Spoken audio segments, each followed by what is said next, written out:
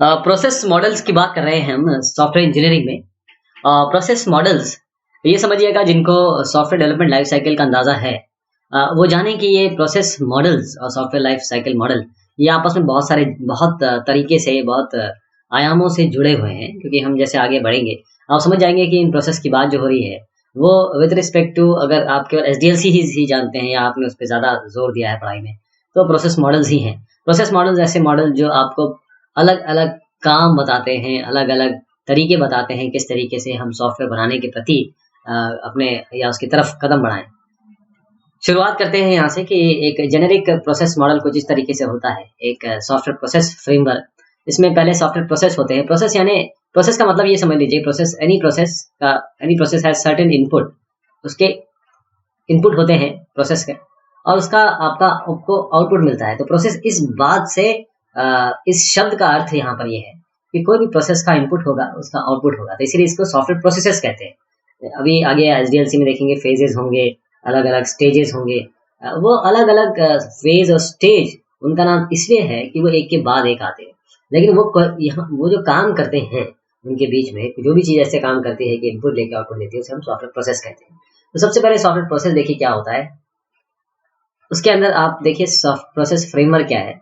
एक process framework इस तरीके से होता है कि उसके अंदर कुछ अम्ब्रेला एक्टिविटीज चलती हैं, वो एक्टिविटीज जो हमेशा चलेगी, यानी कि जो चलती ही चलती हैं शुरुआत से आखिर तक। जैसे आपका सॉफ्टवेयर क्वालिटी एश्योरेंस हो गया, या फिर आपका चेंज मैनेजमेंट हो गया, जैसे SCM कहेंगे हम आगे। इस पे बहुत इन सबसे इस पे अलग अलग चैप्टर्स हैं, तो इन पे चैप्टर्स मतलब इतने इंपॉर्टेंट टॉपिक हैं कि अलग से हम डिस्कस करेंगे।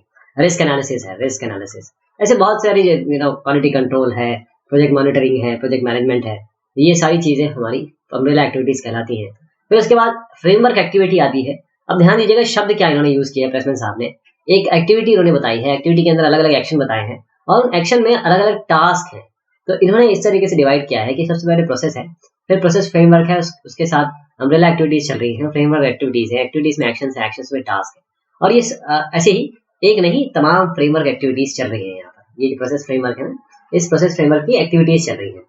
इसको बहुत अच्छे से क्लियर हो जाएगा आपको धीरे धीरे धीरे एक एक करके जब स्टेप वाइज में बढ़ूंगा तो आपको समझ में आ जाएगा। क्योंकि क्या होता है कि अगर डॉक्टर राजीव माल साहब की किताब देखें आप और समरवेल साहब की किताब देखें आप, तो सब में कुछ अलग अलग उन्होंने टर्मिनोलॉजी और उन्होंने अलग चीज़ बताई है, और लेकिन जो अंडरलाइन कोर है वो सबका सेम है। तो शब्दों पे ना जाए, इसका मुद्दा समझें कि जो प्रोसेस फ्लो है, प्रोसेस फ्लो वो किस तरीके से होता है।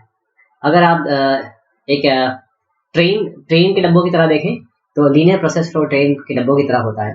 सबसे पहले कम्युनिकेशन होता है। देखिए हर इसमें चार तरीके के मैं अलग अलग आपको प्रोसेस फ्लो बता रहा हूँ। ये चारों के चारों जो प्रोसेस फ्लो है उसमें मेन चीज़ ये है कि जो ये डब्बे हैं वो एक जैसे हैं, लेकिन वो किस तरीके से अलाइंड है, कब के कौन सा किसके बाद आता है और किसके बाद किस पे जा सकते हैं, केवल इसमें अंतर है। प्रोसेस फ्लो में काम सेम रहेंगे, कब होंगे, कैसे होंगे, कितने बार होंगे, बस ये इनको अलग करता है इन नामों से। तो लीनियर प्रोसेस फ्लो का मतलब है कि सबसे पहले आप कम्युनिकेशन करेंगे। चारों में जो कम्युनिकेशन हो रहा है इसका मतलब ये है कि आप यूजर की बात सुनेंगे, यूजर की रिक्वायरमेंट सुनेंगे, यूजर के व्यूज सुनेंगे, यूजर के व्यूज के लिए क्वेश्चनायर बनाएंगे, उनसे सर्वे करेंगे, 1-on-1 इंटरेक्शन करेंगे, मीटिंग करेंगे। तो कम्युनिकेशन बहुत जरूरी है। उसके बाद आप प्लानिंग करेंगे।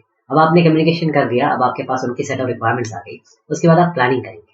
प्लानिंग करने के बाद जब आप प्लान कर लेंगे कि मुझे इस पर्टिकुलर सोल्यूशन में जाना है, क्योंकि प्लानिंग देखिए, अगर मान लीजिए मुझे मान लीजिए A से B जगह जाना है, तो एक साहब कहते हैं कि देखिए हम C होके जाएंगे, एक कहता है नहीं यहाँ पर C का रास्ता ठीक नहीं है, मैं D से होके जाना पसंद करेंगे। एक कहता है कि एक काम करें आप E से होके जाएं, ये रास्ता जो है शॉर्ट पड़ता है। एक बोलता है नहीं नहीं नहीं, एक नया एक्सप्रेस वे बन गया है, F से होके जाते हैं। तो ये चार सोल्यूशन हो गए ना। तो ये एक प्लानिंग का मतलब ये है इन चार सोल्यूशन में से कोई एक सोल्यूशन आप चूज करें। उसके बाद जो सोल्यूशन आपने लिया, मान लीजिए ये आखिरी वाला सबको पसंद आया, कहते हैं अरे ये हाईवे वाला बहुत अच्छा है, एक्सप्रेस हाईवे बना हुआ है, A से B में एक्सप्रेस हाईवे से जाएंगे। तो हम इसको मॉडल करेंगे। A से F और B में जाने में बीच में आपको यहाँ पर कितनी स्पीड रखनी होगी, यहाँ से यहाँ तक जाने में कितना समय लगेगा। अगर मान लीजिए आपकी गाड़ी खराब हो जाती है तो आप क्या करेंगे, यानी कि आपका फ्यूल कितना रखना पड़ेगा। फ्यूल के बाद जो ड्राइवर होगा वो उसको पता है कि एक्सप्रेस हाईवे में 80 किलोमीटर प्रति घंटा से ऊपर चलाना है, वो कैसा होगा। ये सारी मॉडलिंग होगी यहाँ पे। और मॉडलिंग के बाद फिर कंस्ट्रक्शन होगा, एक्चुअल वॉयज। A से B, A पे गाड़ी खड़ी करेंगे आप और यहाँ से एक्चुअल वॉयज या फिर आप अपना रास्ता बी तक बनाएंगे, सेम कंस्ट्रक्शन कहते हैं। और उसके बाद डिप्लॉयमेंट, यानी कि आप बी पे पहुंच गए, आपने गाड़ी वहां पर रख दी और आप कहेंगे हमने डिप्लॉय। तो ये एक फेज है।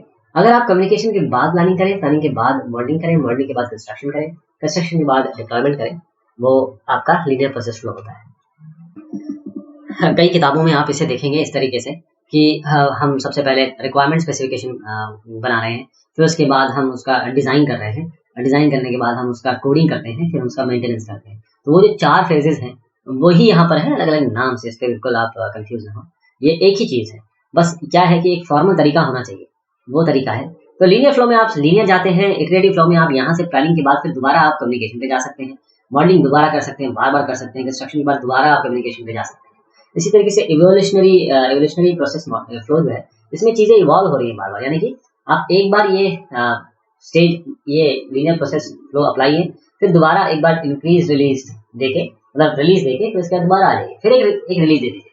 यानी आपने अगर मान लीजिए 10 आपके प्रॉब्लम्स आपके सामने आई थी, आपने पहले 6 को सॉल्व कर दिया, फिर उसके बाद 6 को सॉल्व करने के बाद फिर 8 को कर दिया, फिर 10 को सॉल्व कर दिया, ऐसे करके आप इवोल्यूशनरी मतलब इवॉल्व हो रहा है। जो वेब एप्स होते हैं, वेब एप्लीकेशन, अब वेब एप्लीकेशन की बहुत बात होगी, वेब एप्लीकेशन की बहुत बात इसलिए होगी क्योंकि वेब एप्लीकेशन आपका आजकल हर जगह है। इसीलिए वेब एप्लीकेशन, आप जो डेस्कटॉप एप्लीकेशन है उसको भी लोगों ने वेब एप्लीकेशन का प्रारूप दे दिया है। तो वो एवोल्यूशनरी फ्लो, प्रोसेस फ्लो में आता है। इसी तरीके से पैरेलल फ्लो है। आप जब कम्युनिकेशन ऑफ प्लानिंग चल रही है तभी से मॉडलिंग शुरू कर देंगे, मॉडलिंग आप कर रहे हैं उसी बीच से आप कंस्ट्रक्शन शुरू कर देंगे। यानी कि जैसे जैसे आपकी चीजें यहाँ कंप्लीट होती रहेगी, एक टीम ये काम करती रहेगी, दूसरी टीम ये काम करती रहेगी, तीसरी, उसके बाद डिप्लॉय करो। तो ये पैरेलल प्रोसेस फ्लो है, ये अलग अलग प्रोसेस फ्लो के तरीके। तो टास्क सेट को कैसे आइडेंटिफाई करेंगे, आपने देखा था क्या था उसमें, हमारी एक्टिविटीज थी, और एक्टिविटीज को हमने कैसे टास्क में, एक्शंस को टास्क में डिवाइड किया था। तो अब हर एक सॉफ्टवेयर इंजीनियरिंग एक्शन जो भी होगा उसको हम अलग तरीके, एक्शन यानी जो भी आप एक्टिविटी करने वाले हैं या एक्शन किसी चीज पे परफॉर्म करेंगे, तो टास्क सेट यानी अलग अलग चीजों में डिवाइड करेंगे। जैसे वर्क टास्क क्या होंगे, काम क्या है, उसके वर्क प्रोडक्ट्स क्या होंगे, उससे रिलेटेड क्वालिटी इश्यूज क्या होंगी, और उस प्रोजेक्ट का माइलस्टोन क्या है आपका, मतलब डिलीवरेबल्स क्या होंगे, ये आपको देखने होंगे। ये इस सब के बारे में बहुत तफसील से बात होगी, इसमें कंफ्यूज ना होगी कि टास्क सेट में बताऊंगा कि क्या होगा। अब टास्क सेट, वो ये टास्क सेट होता क्या है, ये आपको बताता है एक्चुअल काम जो आपको करना है, ताकि आप सॉफ्टवेयर इंजीनियरिंग के ऑब्जेक्टिव्स ऑब्जेक्टिव्स को अचीव कर सकें। सबसे पहले आपको एक लिस्ट ऑफ टास्क जो आपको अचीव करना है, इस टास्क को करने के बाद आपको कोई वर्क प्रोडक्ट को निकालना होगा, जो वर्क प्रोडक्ट है आपका। उसके बाद जो क्वालिटी एश्योरेंस फिल्टर है वो क्या है, क्योंकि देखिए जो भी चीज हो रही है वो उसका मेन मुद्दा क्या है, आखिरकार क्या काम है। अगर आप एक घर बनाना चाहते हैं तो आखिरकार आप, चाहे आप बोले कि इसमें मैं ये ब्रिक यूज करूंगा, ये टाइल यूज करूंगा, ये मैं वाटर फिटिंग करूंगा, ये इलेक्ट्रिसिटी फिटिंग करूंगा, अल्टीमेटली एम क्या है, अल्टीमेटली एम तो आपको घर ही बनाना है ना। तो क्वालिटी घर बनना चाहिए, उसके लिए क्वालिटी बहुत जरूरी है। क्वालिटी के ऊपर अलग से चैप्टर है, क्वालिटी के ऊपर बहुत सारी बात होने वाली है। प्रोसेस पैटर्न समझिएगा, प्रोसेस पैटर्न क्या है। पैटर्न यानी कि कोई चीज जो रिपीट होती है, जो जैसे मैंने आपका भी एग्जांपल लिया टाइल का, तो ये एक टाइल है, टाइल एक जैसी दिखती है, ये पैटर्न है आपका। ये प्रोसेस पैटर्न बताता है कि प्रोसेस रिलेटेड प्रॉब्लम जो आपकी सॉफ्टवेयर में इंजीनियरिंग के काम में आएगी, ये वो प्रोसेस रिलेटेड प्रॉब्लम है। इसके अलावा वो एनवायरनमेंट बताता है जहाँ पर वो प्रॉब्लम आपको सॉल्व करनी है, और उसके बाद कोई पहले सोल्यूशन अगर इसके बने हैं, जैसे आपके पास एक टाइल है तो उसी को आप यूज कर सकते हैं बार बार, दूसरे टाइल तीसरा टाइल ऐसे करके। और इसके जनरल टर्म्स में अगर हम बताना चाहें तो प्रोसेस पैटर्न क्या है, इसको इस तरीके से बता सकते हैं कि एक consistent method for describing problem solution with in the context of the software process. अब चलिए मैं आपको इसको इस तरीके से बताता हूँ कि आपने ए टू बी आप गए, एफ लेके, एफ रास्ता लिया आपने। अगली बार आपको ए टू बी जाना है तो आप कौन सा रास्ता लेंगे? आपका एफ वाला जो रास्ता है वेल टेस्टेड है, इसके लिए आप प्लान कर चुके हैं, आपको पता है यहाँ पर कौन कौन से टॉल के नाका आएंगे, टॉल यहाँ पर देना पड़ेगा। आपको पता है कि अगर बीच में अगर कोई खाना पीना खाना है, कहाँ रुकना है, तो आप ये ए एफ बी वाला जो रास्ता है इसको आप पसंद करेंगे, क्योंकि ये ऑलरेडी एक तरीके से पैटर्न बन चुका है। तो ये प्रोसेस पैटर्न आप ये वाला अपनाएंगे। इसका कहने का मतलब है कि अगर वो सोल्यूशन होता है, अब मान लीजिए आपके पास गाड़ी में इतना ज्यादा सामान है या आप लोडिंग कर रहे हैं, वो 80 किलोमीटर प्रति घंटा पे नहीं चला सकते, तो आप ये पैटर्न इस्तेमाल नहीं कर सकते। आप एफ को लेके नहीं जा सकते, फिर आपको नई चीजें रखनी पड़ेंगी। आप ए से जाएंगे, बी से जाएंगे, ई से जाएंगे। स्टेज पैटर्न, प्रोसेस के पैटर्न टाइप स्टेज पैटर्न है, टास्क पैटर्न है, और फेज पैटर्न है। वो स्टेज पैटर्न वो प्रॉब्लम है जो फ्रेमवर्क एक्टिविटी, जो प्रोसेस की फ्रेमवर्क एक्टिविटी से रिलेटेड है। टास्क पैटर्न वो सारे प्रॉब्लम है जो एक्शन या वर्ड टास्क या रिलेवेंट है सक्सेसफुल सॉफ्टवेयर इंजीनियरिंग प्रैक्टिस के लिए। फेज पैटर्न क्या है? ये सीक्वेंस है एक्टिविटीज का, किस तरीके से सीक्वेंस है, इसके बाद ये आएगा, इसके बाद ये आएगा, ताकि जो ओवरऑल फ्लो है इसको आप इटरेटिवली कर सकें। क्योंकि अगर बार बार करेंगे तो आपने एक बार एस्टैब्लिश कर दिया, जैसे मैं आपको फिर से बताना चाहता हूँ वहीं पे, अगर ए एफ बी वाला पाथ आपने ले लिया और अगर आपको ये जज गया और आपका काम यही है तो आप बार बार ए एफ बी यहाँ आइए, बी से ए से बी से चल जाइए, फिर यही पाथ लेते रहिए आप। तो process assessment and improvement, process यानी कि आपने कोई एक तरीका अपना लिया, एक जरिया अपना लिया, एक सेट ऑफ रूल्स अपना ली, गाइडलाइंस अपना ली कि हम इसको इस तरीके से करने वाले हैं, प्रोजेक्ट के लिए एक अप्रोच बना। अब आपने बना तो ली, अब एक साहब आए, उन्होंने कहा ए से बी गए ना आप, एफ लिख, पता है आपने लंबा रास्ता एक्सरसाइज किया, 20 किलोमीटर एक्स्ट्रा चले, पता है आपने इतना फ्यूल ज्यादा लगाया, पता है आपने ये प्रॉब्लम थी, वो प्रॉब्लम थी। तो आपने जो प्रोसेस अपनाया उसके लिए कोई ना कोई ऐसा साहब होंगे जो आपको आपकी कमियां बताएंगे, इसमें क्या कमियां हो सकती हैं और इस कमी को किस तरीके से और इम्प्रूव किया जा सकता है। तो जो आपने प्रोसेस अपनाया उसका असेसमेंट और इम्प्रूवमेंट जरूरी है। तो यही आपका स्कैम्पी है, जो सीएमएमआई standard सीएमएमआई assessment method for process improvement है, स्कैम्पी। सीएमएमआई के बारे में बहुत सारी बात होने वाली है, इसमें 5 अलग अलग फेजेस होते हैं। तो अगर आपका डिपार्टमेंट या आपका ऑर्गेनाइजेशन या आपकी कंपनी, आपके पास कोई भी स्टैंडर्ड प्रोसेस नहीं है, आपने कोई प्रोसेस अप्लाई, कोई भी स्टैंडर्डाइजेशन अप्लाई नहीं है, आप कुछ नहीं करते, बस कोई काम आता है आप बस कर देते हैं, तो उसे हम कहते हैं इनिशियल लेवल पे। यहाँ पर इस तरीके से बनता है, 5 स्टेजेस होते हैं। इसको इस तरीके से याद करिए, ये है IMDQO, इनिशियल लेवल है, ये सब क्योटिक है, कहीं कुछ नहीं है, बस आपके पास प्रोसेस भी नहीं है, आपका सक्सेसफुल प्रोसेस, आप जो प्रोसेस अपना रहे हैं वो सक्सेसफुल आपके प्रोजेक्ट के कंप्लीशन पे रिजल्ट करेगा ये भी पता नहीं। मैनेज मतलब ये है कि, या मैनेजर रिपीटेबल कहते हैं इसको, ये आपने एक प्रोजेक्ट में कुछ मतलब आप एक प्रोजेक्ट में ऐसी आपने प्रोसेस बना ली है, ऐसे तरीके बना लिए हैं कि आप सक्सेसफुल, आपका प्रोजेक्ट होने की संभावना है। लेकिन वो सब एडहॉक बेसिस पे है, यानी कि आप एक प्रोजेक्ट में लगाया, उसको आप दूसरे प्रोजेक्ट में रिपीट कर सकते हैं, मैनेज उसे कहते हैं।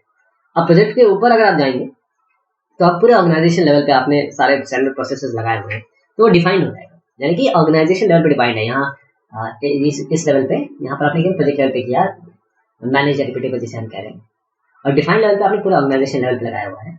क्यों? मतलब अगर आपने प्रोसेस जो है अब लगा तो रखे हैं आपने, हर एक प्रोजेक्ट में लग रहे हैं, पूरे ऑर्गेनाइजेशन लेवल पे है, लेकिन उनको क्वांटिटेटिवली, स्टैटिस्टिकली आप मेजर करके कंट्रोल भी करते हैं।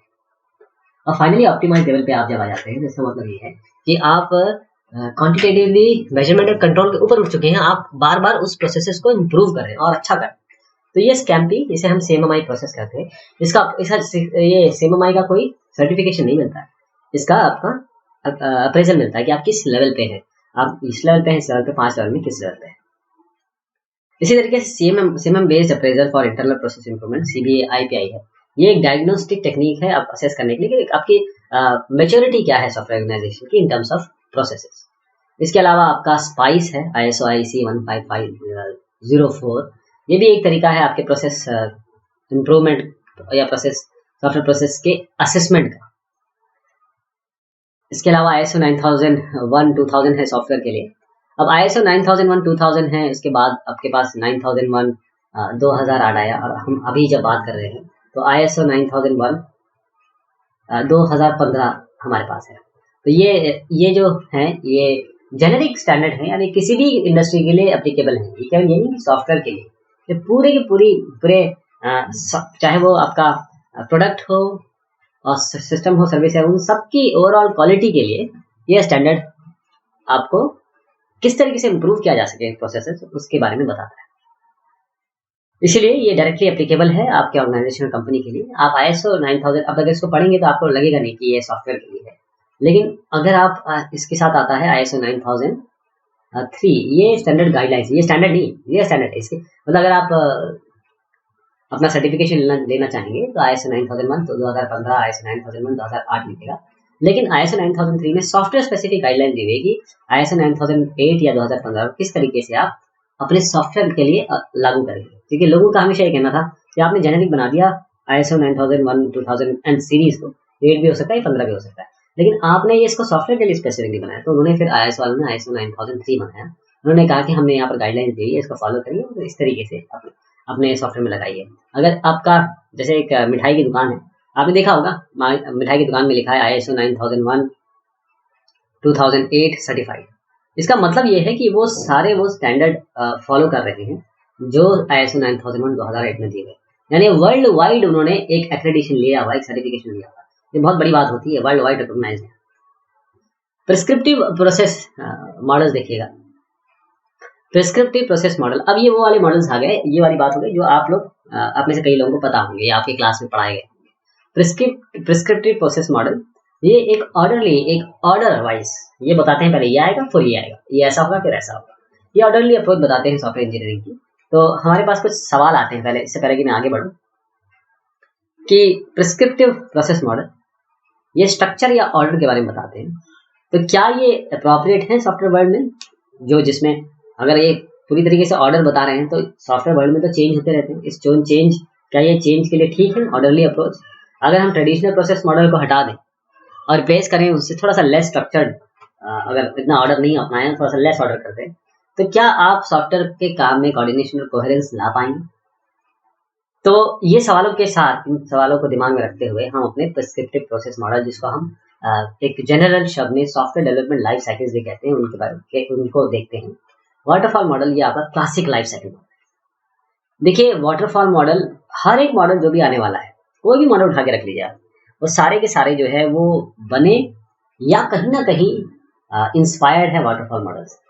अगर आप देखें एजाइल जो सिस्टम है, अगला चैप्टर यही है, इसमें हम एजाइल के बारे में बात करेंगे। एजाइल जो है वो उसका कंपैरिजन अपना, एजाइल का मतलब ये है कि जब इसके बारे में बात करेंगे तो उसके बाद जब करते हैं तो वाटरफॉल मॉडल से कंपैरिजन बताते हैं कि देखिए इससे अच्छा है, इसमें वाटरफॉल में नहीं था, इसमें ये वाटरफॉल में वो नहीं था, ये इसमें, यानी कि कहीं ना कहीं वाटरफॉल मॉडल्स या तो सॉफ्टवेयर प्रिस्क्रिप्टिव जो मॉडल्स हैं या प्रोसेस प्रिस्क्रिप्टिव मॉडल्स है, या तो वो वाटरफॉल से ही बने हुए या उसमें कुछ फेर बदल करके बने हुए, या फिर वो उसके कंपैरिजन में बने हुए, उसकी कमियां हटाने के लिए। अल्टीमेटली वाटरफॉल मॉडल सब कुछ है। तो ये क्लासिकल लाइफ साइकिल मॉडल है। इसमें वाटरफॉल इसलिए क्योंकि पानी यहाँ से यहाँ बहता है, यहाँ से यहाँ बहता है, ऊपर से नीचे बहता है, आप पानी को ऊपर नहीं ले जा सकते, ग्रेविटी के कारण पानी ऊपर से नीचे बहता है वाटरफॉल की तरह। तो आप हर एक जो अलग अलग फेजेस हैं इसमें, ये एक सिस्टमेटिक सीक्वेंशियल एक के बाद एक आ रहा है, एक सिस्टमेटिक सीक्वेंशियल अप्रोच है सॉफ्टवेयर डेवलपमेंट के लिए, जो शुरू होता है कस्टमर के रिक्वायरमेंट से, फिर उसके बाद प्लानिंग पे जाता है, मॉडलिंग पे जाता है, कंस्ट्रक्शन पे जाता है, उसके बाद वो खत्म होता है आपके सॉफ्टवेयर डिप्लॉयमेंट के बाद मेंटेनेंस तक। तो ये एक पूरी तरीके से सिस्टमेटिक और सीक्वेंशियल अप्रोच है।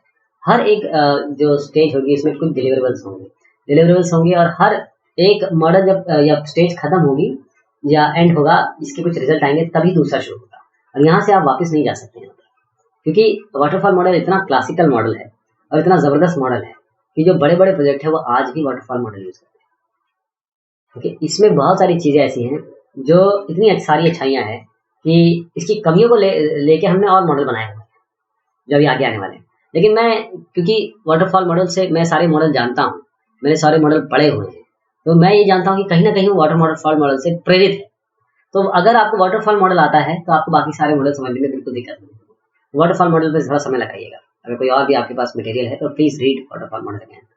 वी मॉडल, अब देखिए ये भी वाटरफॉल मॉडल, लेकिन बस वाटरफॉल मॉडल में क्या था कि जब ये इसको इंट्रोड्यूस किया गया था वाटरफॉल मॉडल को, तो इसमें प्रॉब्लम अगर यहाँ पर आती है,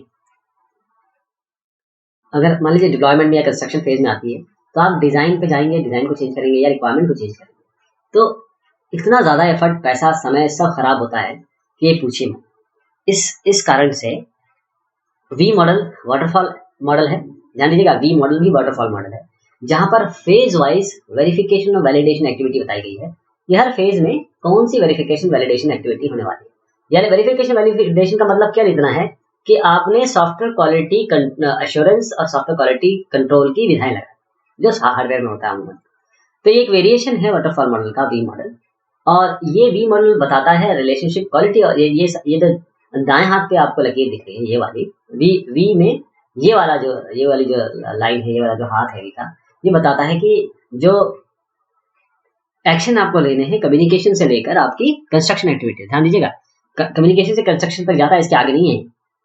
तो हर एक लेवल पे आपको क्या क्या करना पड़ेगा।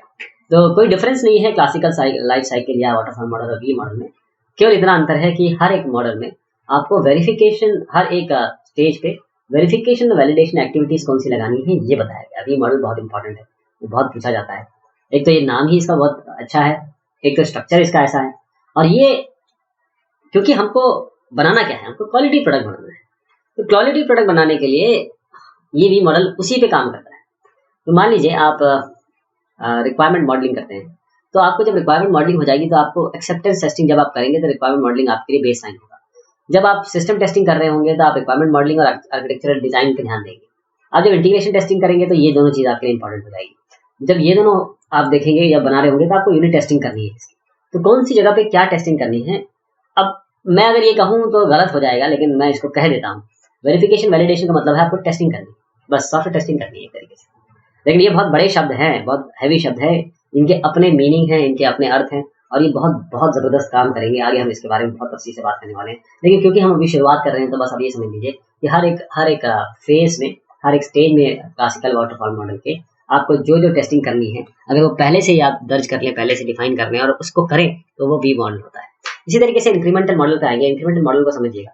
इंक्रीमेंटल मॉडल ये है कि एक लीनियर फ्लो और पैरेलल फ्लो, जो आपको मैंने पैरेलल बताया था, जो अलग अलग आपको प्रोसेस मॉडल बताए थे, प्रोसेस मॉडल के फ्लो जो बताए थे। तो इंक्रीमेंटल मॉडल एक तरीके से लीनियर और पैरेलल का कॉम्बिनेशन है। इंक्रीमेंटल मॉडल लीनियर सीक्वेंस को टाइमलाइन के हिसाब से स्टैगर्ड फैशन में दिखाता है प्रोग्रेस को। हर एक लीनियर सीक्वेंस में कुछ इंक्रीमेंट आपको मिलेगा, यानी कि आपको कुछ ना कुछ ऐसी चीज मिलेगी जब भी ये खत्म होगा, जिसको आप डायरेक्टली यूज करेंगे या फिर यूजर इसे यूज करता है। लेकिन ये इसमें इवोल्यूशनरी फ्लो प्रोसेस फ्लो भी है, मैं समझाता हूँ।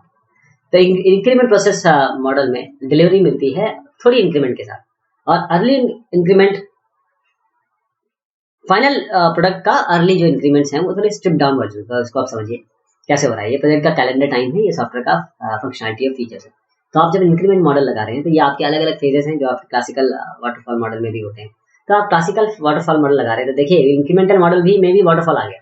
तो आप वाटरफॉल मॉडल लगा रहे हैं, उसके बाद हमने delivery they the first increment की, यानी कि हमारे पास जैसे 10 काम थे, हमने 6 काम करके दे दिया, 6 फंक्शनलिटी कंप्लीट करके दे दी।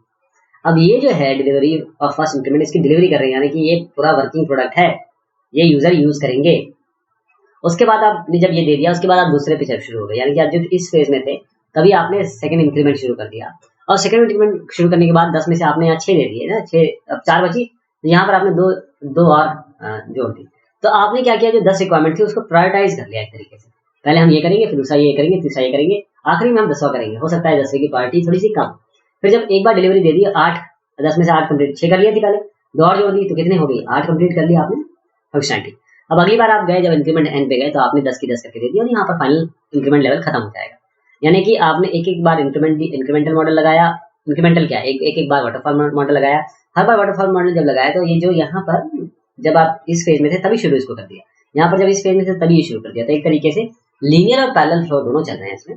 प्लस आप हर बार इंक्रीमेंटल लेवल पे अपनी फंक्शनलिटी के प्रायोरिटाइजेशन के हिसाब से इंक्रीमेंट कर करके यूजर को दे रहे हैं, और हर बार यूजर को जब मिल रहा है तो वही प्रोडक्ट मिल रहा है, लेकिन इनहैंस्ड इंक्रीमेंट के साथ। फाइनली जब आप पूरा कर देंगे तो इंक्रीमेंटल मॉडल कल्मिनेट हो जाएगा।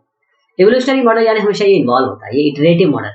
प्रोटोटाइपिंग हम देखेंगे, ये इटरेटिव मॉडल है, यानी कि आप डेवलप करेंगे अपना प्रोडक्ट या सॉफ्टवेयर इटरेटिव या एक तरीके से इवोल्यूशनरी मॉडल इवॉल्व होगा।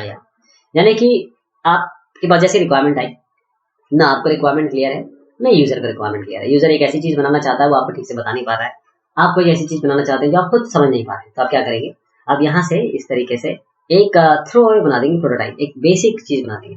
ध्यान दीजिए, इसका डिजाइन, इसका रिक्वायरमेंट, इसका कंस्ट्रक्शन टाइम बहुत ही कम होगा। इसको ये थ्रो अवे है, यानी कि च्युइंगम खा के जैसे हम इसको फेंक देते हैं, उस तरीके से हम बनाएंगे केवल यूजर को दिखाने के लिए। तो यूजर को एक फील मिल जाएगी।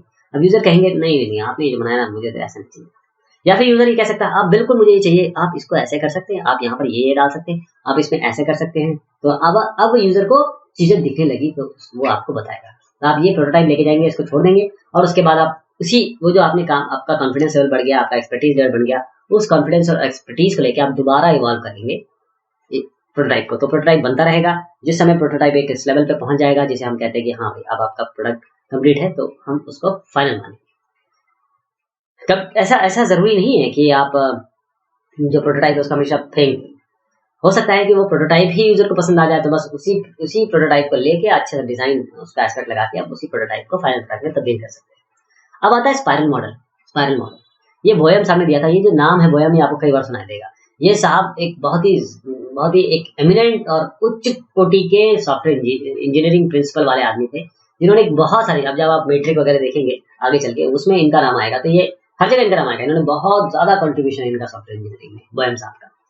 तो ये इवोल्यूशनरी मॉडल में स्पाइरल मॉडल पे आता है। स्पाइरल मॉडल एक risk driven process model generator है, जो multi stakeholder concurrent engineering software intensity system, इसका ये जो शब्द जो आगे आया है यहाँ पर, जो लाइन है, इसका मतलब ये है कि ये जो आपका स्पाइरल मॉडल है, ये लार्ज प्रोडक्ट के लिए चलता है। लार्ज प्रोडक्ट, अगर आप बड़ा प्रोजेक्ट बनाना चाहते हैं तो उसमें अगर आप रिस्क पहले नहीं दूर करेंगे, तो अगर बहुत बड़ा प्रोजेक्ट, मान लीजिए आपके पास 1000 करोड़ का आप सॉफ्टवेयर बना रहे हैं। 1000 करोड़ अगर मैं आज में बात करूँ तो 1000 करोड़ बहुत बड़ा अमाउंट होता है।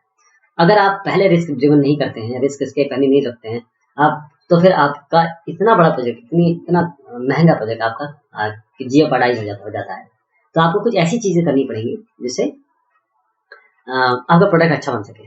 तो बाकी मॉडल के को देखा जाए तो स्पाइरल मॉडल में हम रिस्क को लेते हैं और हर बार प्रोटोटाइप डेवलप करते हैं। तो मैं अगर इस तरीके से कहूँ, spiral model is waterfall plus prototype, तो गलत नहीं होगा। क्यों? इसके जो 4 आप भाग देख रहे हैं, एक्चुअली इसके 4 क्वाड्रेंट होते हैं। यहाँ पर आप प्लानिंग करते हैं, शेड्यूलिंग करते हैं, रिस्क एनालिसिस करते हैं। यहाँ पर आप मॉडलिंग और एनालिसिस और डिजाइन करते हैं इस क्वाड्रेंट में, और इस क्वाड्रेंट में आप एक्चुअल डेवलपमेंट करते हैं। मतलब यहाँ पर जो वाटरफॉल के जो फेजेस हैं वो लगते हैं इस चौथे क्वाड्रेंट में। यहाँ पर आप इसको यूजर को दिखाते हैं, डिप्लॉय करते हैं और उससे डिलीवरी करते हैं और उससे फीडबैक लेते हैं, और फीडबैक लेने के बाद फिर दोबारा इसी फेज में आ जाते हैं प्रोडक्ट में। तो हर एक बार जब आप बढ़े तो आपने एक प्रोटोटाइप दिया, दूसरी बार आप बढ़े तो दूसरी बार प्रोटोटाइप दिया, तो ऐसे हर बार प्रोटोटाइप देते रहते हैं, लेकिन हर बार हमें आप रिस्क एनालाइज करते रहते हैं। यहाँ पर ये जो चौथा क्वाड्रेंट है, यहीं पर डेवलपमेंट हो रहा है। ऐसा नहीं कि आप ये मत समझिए पूरे में डेवलपमेंट हो रहा है ना, केवल ये तीसरे क्वाड्रेंट में डेवलपमेंट हो रहा है, बाकी जगह आप अलग अलग काम कर रहे हैं। तो ये जो पहला क्वाड्रेंट है, इसमें रिस्क एनालिसिस हो रही है, तो ये तीसरे में आपका डेवलपमेंट हो रहा है। यहाँ पर यूजर से फीडबैक ले रहे हैं, यूजर को दिखा रहे हैं, और यहाँ पर आप मॉडलिंग एनालिसिस और डिजाइन। कॉन्करेंट मॉडल्स भी हैं। कॉन्करेंट मतलब ये है कि एक साथ एक सॉफ्टवेयर इंजीनियरिंग एक्टिविटी दूसरी मॉडलिंग एक्टिविटी के अंदर चल रही है, तो कॉन्करेंट भी चल सकते हैं। जैसे मॉडलिंग एक्टिविटी आप यहाँ पर देख रहे हैं, इसी तरीके से जो कम्युनिकेशन या कंस्ट्रक्शन है वो आप कब कर रहे हैं, कहाँ कर रहे हैं, किसके साथ कर रहे हैं। तो कॉन्करेंट आप ये देखिए, पूरी तरीके से डिपेंड करता है कि आप उस प्रोजेक्ट के लिए कौन सा मॉडल सुटेबल है। तो ये कॉन्करेंट है, यानी कि सारी की सारी सॉफ्टवेयर इंजीनियरिंग एक्टिविटीज ये सब कॉन्करेंट एक साथ चल रही हैं डिफरेंट स्टेट्स में, जिसे हम कॉन्करेंट इवोल्यूशनरी मॉडल कहते हैं। और भी मॉडल है, जैसे कंपोनेंट बेस्ड मॉडल है। जब आपका रीयूज कंपोनेंट, मतलब आपने कंपोनेंट डिजाइन कर लिया C1, फिर कंपोनेंट डिजाइन बना दिया C2, अब C3, इन तीनों को यूज करके बना दीजिए, तो ये कंपोनेंट बेस्ड डेवलपमेंट है। ये इसका रीयूज होता है। एक चीज बन गई, एक चीज बनी, तो उसके लिए तो कोई ना कोई मॉडल यूज किया होगा और वो हमेशा टेस्टेड होता है। आपने टेस्ट कहीं ना कहीं किया होगा या किसी और ने टेस्ट किया होगा। फॉर्मल मेथड्स हैं, हम देखेंगे मैथमेटिकल स्पेसिफिकेशन रिक्वायरमेंट के, जिसमें हम देखेंगे फॉर्मल स्पेसिफिकेशन कैसे यूज करते हैं। AOSD है एस्पेक्ट से रिलेटेड, कैसे हम डिजाइन करेंगे, स्पेसिफाई करेंगे डिजाइन ये एस्पेक्ट्स को, यानी कि आपका एस्पेक्ट क्या है। अभी एस्पेक्ट की भी डिफिनेशन देंगे, ये भी आने वाला है आगे। और यूनिफाइड प्रोसेस का मतलब ये है कि, अच्छा ये इंपॉर्टेंट है यूनिफाइड प्रोसेस, ये एक use case driven architecture centric iterative और इंक्रीमेंटल अप्रोच है सॉफ्टवेयर प्रोसेस, जो यूनिफाइड मॉडलिंग लैंग्वेज से बहुत ज्यादा वाबस्ता है या फिर उससे रिलेटेड है। यूनिफाइड प्रोसेस मतलब UML का जो जैसे रैम्बो, बूच और एक और साहब तीनों को मिला के एक UML लैंग्वेज बनाई गई, यूनिफाइड मॉडल लैंग्वेज। इसका उपयोग करते हुए अगर कोई मॉडल बना रहे हैं आप, ये देखिए मैं बताता हूँ कैसे। यूनिफाइड प्रोसेस का मतलब ये होता है कि आप सबसे पहले कम्युनिकेशन प्लानिंग करेंगे, इसे इंसेप्शन फेज कहते हैं। फिर प्लानिंग और मॉडलिंग करेंगे, इसे हम इलेबोरेशन फेज कहते हैं। फिर कंस्ट्रक्शन और डिप्लॉयमेंट करेंगे, इसे हम ट्रांजिशन और कंस्ट्रक्शन फेज कहते हैं। फाइनल प्रोडक्शन होता है। तो ये अलग अलग जो फेज है वो यूनिफाइड प्रोसेस में आते हैं। यूनिफाइड प्रोसेस का मतलब ये है कि जो भी सॉफ्टवेयर मॉडल आपने देखे, उन सबकी अच्छाइयाँ उठा के हम इम्प्लीमेंट करना चाहते हैं बेस्ट प्रिंसिपल एजाइल के। मतलब जो क्लासिकल मॉडल है प्लस एजाइल। अब एजाइल के बारे में आगे बात होगी। एजाइल का बस इसका मतलब समझ लीजिए, एजाइल मतलब होता है कि फ्लेक्सिबल, क्लासिकल मतलब होता है नॉन फ्लेक्सिबल। यूनिफाइड प्रोसेस जो आप प्रोसेस ये वाले दिख रहे हैं, इसका इंपॉर्टेंस, इसमें इंपॉर्टेंस दिया जाता है कस्टमर के कम्युनिकेशन को, कि जो कस्टमर का व्यू है उस पर हम ज्यादा ध्यान दें। ऐसा नहीं कि जो मुझे बनाना है, मैं ये बनाना चाहता हूँ, मैं ऐसा बनाऊंगा, नहीं, आपको वो बनाना है जो कस्टमर कह रहा है। इसके अलावा ये एक और चीज बताता है कि helps the architect focus on the right goals such as understandability, reliance to future changes and use. ध्यान दीजिएगा कि हमेशा जब भी सॉफ्टवेयर बनाते हैं तो उसमें चेंजेस करने पड़ते हैं। चेंजेस तो लाइफ में कोई भी ऐसी चीज नहीं जिसमें चेंज नहीं होता, और रीयूज करना है उसको, तो उसके लिए यूनिफाइड प्रोसेस होता है कि आप ऐसा बनाएं ताकि रीयूज और चेंज कर सकें। इसी तरीके से एक प्रोसेस फ्लो जो इटरेटिव है, इंक्रीमेंटल है, इवोल्यूशनरी फील भी दे रहा है मॉडल सॉफ्टवेयर में, तो ये सबको मिला के यूनिफाइड प्रोसेस बनाएगा, इसीलिए इसका नाम यूनिफाइड है।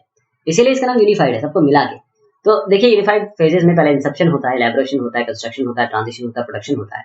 हर एक जगह पे क्या क्या काम हो रहा है यहाँ पर देखिएगा। तो यहाँ पर पैरेलल भी चल रहा है, सीक्वेंशियली भी चल रहा है, सारे अच्छे अच्छे एस्पेक्ट उठा रहे हैं, और इटरेशंस भी चल रहा है। तो इटरेटिव, पैरेलल सब कुछ चल रहा है। तो ये एक यूनिफाइड मॉडलिंग लैंग्वेज से प्रेरित होके पुराने मॉडल्स की कमियों को हटा के नए मॉडल को डिवाइस किया गया, जिसे हम यूपी फेजेस कहते हैं। देखिए इंसेप्शन फेज में, इलैबोरेशन फेज में, कंस्ट्रक्शन फेज में, ट्रांजिशन फेज में यहाँ पर पूरे तरीके से डिफाइंड काम है कि आपको कहाँ क्या करना है। ये इंपॉर्टेंट है इसके लिए, क्योंकि चीजें डिफाइंड है यहाँ।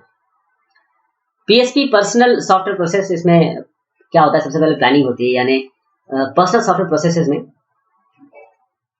ये आइसोलेट करता है रिक्वायरमेंट को। दिस एक्टिविटी आइसोलेट प्लानिंग के समय it isolates requirement and develops both size and resource estimate. यानी कि सबसे पहले आपको ये प्लान करना है कि हमारा कितने रिसोर्स लगने वाला है, साइज क्या है, डिफेक्ट एस्टिमेट करना है, ये कितने डिफेक्ट आ सकते हैं। उन सारी मेट्रिक्स को आपको वर्कशीट और टेम्पलेट्स में लिखना है।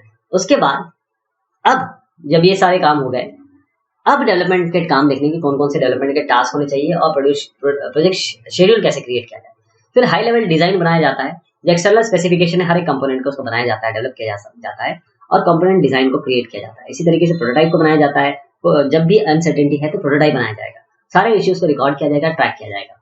उसके बाद हाई लेवल डिजाइन का रिव्यू होता है, यानी कि फॉर्मल वेरिफिकेशन मेथड लगेंगे, इसमें मैट्रिक्स निकाली जाएंगी। वेरिफिकेशन मैट्रिक्स से बिल्कुल ना घबराएं, क्योंकि आगे इनके अलग अलग चैप्टर है। डेवलपमेंट होगा, यहाँ पर आप फाइनली कोड लिखेंगे, रिफाइन किया जाएगा कंपोनेंट लेवल डिजाइन को, कोड लिखे जाएंगे। फिर इसके लिए मैट्रिक लगाई जाएगी कि जो आपने किया वो सही है। उसके बाद पोस्टमार्टम किया जाएगा, यानी कि मेजर और मैट्रिक्स लगा के कि जितना काम किया गया स्टैटिस्टिकली क्वांटिटेटिवली देखा जाएगा कि चीजें आपने जो की है वो कितनी इफेक्टिव। टीम सॉफ्टवेयर प्रोसेस, अभी आपने पर्सनल वाला देखा था, टीम सॉफ्टवेयर प्रोसेस समझ लीजिए। टीम टीएसपी का मतलब ये है कि ये सेल्फ डायरेक्टेड प्रोजेक्ट टीम है, जो अपने आप ऑर्गेनाइज होती है ताकि हाई क्वालिटी प्रोडक्ट बना सकें आप। यानी कि आपका जो टीम है उनका मेन गोल होना चाहिए कि हमें क्वालिटी प्रोडक्ट बनाना चाहिए। तो वो कहते हैं कि अगर अच्छी टीम बनानी है तो 3 से लेकर 20 इंजीनियर की होनी चाहिए। मैनेजर के पास ये व्यू या विजन होना चाहिए कि वो मोटिवेट कर सके टीम को, ताकि वो अपने परफॉर्मेंस लेवल तक पीक परफॉर्मेंस लेवल तक आ सके। इस तरीके से हम एक्सेलरेट करें, इस तरीके से हम आगे बढ़े कि हम सीएमएम के लेवल्स तक जा सके। सीएमएम लेवल भी बहुत अच्छे से आने वाला है, हम सीएमएम लेवल को डिस्कस करेंगे, उन लेवल्स पे आ सके। हाई मेच्योरिटी ऑर्गेनाइजेशन और जो इंडस्ट्रियल वेट टीम स्किल है, ये आपको पढ़ाना, समझाना और अचीव करना, ये आप टीम सॉफ्टवेयर प्रोसेस के में आता है। तो इसमें अगर आपको एक लाइन में बताना हो तो प्रोजेक्ट की launching, high level design, implementation, integration, test और पोस्ट मॉडल, ये सारी एक्टिविटीज टीएसपी में आती है। तो ये हमने बात की आज प्रोसेस मॉडल्स की। हमने अलग अलग मॉडल्स देखे, ऐसे बहुत सारे मॉडल होंगे जो हम आगे और देखेंगे, लेकिन जो मॉडल इंट्रोड्यूस किए इसमें वाटरफॉल मॉडल सबसे इंपॉर्टेंट है। और प्रोसेस का मतलब है कि इनपुट आउटपुट। प्रोसेस का मतलब ये है कि आपको वो प्रोसेस अपनाने हैं और उन प्रोसेस की वेरिफिकेशन। इसलिए देखिए आईएसओ बात करता है प्रोसेसेस की, आपका सीएमएमआई बात करता है प्रोसेसेस की। कोई ये नहीं कहता कि आप प्रोडक्ट क्या बना रहे हैं। Nobody, not a single standard is bothered about your product. वो कहते हैं कि अगर आप रास्ता अच्छे से चलेंगे, शुरुआत अच्छे से करेंगे, प्रैक्टिस अच्छी होगी, तो आप दौड़ जीत ही जाएंगे। ये उनका कहना है। ये नहीं कि दौड़ जीतने के लिए आपको आखिर के 10 सेकंड में क्या करना है, आप ग्लूकोज पीना है या आपको स्प्रिंट लगानी है, आपको मसल अपने स्ट्रॉन्ग करने। नो, वो ये कहते हैं कि शुरुआत अच्छी हो, अपनी बॉडी को आप बिल्ड करें, उस तरीके से आप खान पान करें और तरीका देखेंगे किस तरीके से आप में वो चीजें आएंगी कि आपको सक्सेस मिले। तो प्रोसेस आपके अच्छे होंगे तो प्रोडक्ट अपने आप अच्छा होगा। ये प्रोसेस मॉडल का मेन एम और ध्येय। Thank you so much.